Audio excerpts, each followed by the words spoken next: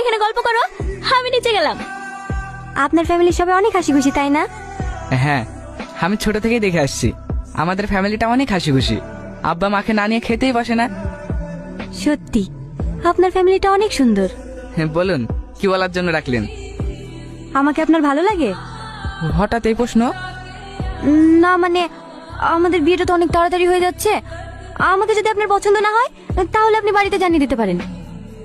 না না, পছন্দ হবে না কেন? আমি যেদিন তোমার সঙ্গে প্রথম দেখা করতে গিয়েছিলাম সেই দিন আমি তোমাকে আমার করে নিয়েছি। আমি কিন্তু বিয়ের পরে বাড়ির ভেতরে থাকতে পারবো না। এখন যেভাবে বন্ধুদের সাথে ঘুরি আড্ডা দিই, বিয়ের পরে এভাবে থাকতে চাই। আপনার কোনো আপত্তি নেই তো?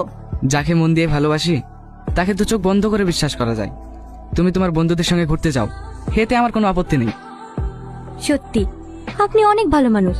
আপনার মতো মানুষের তুলনা হয় না।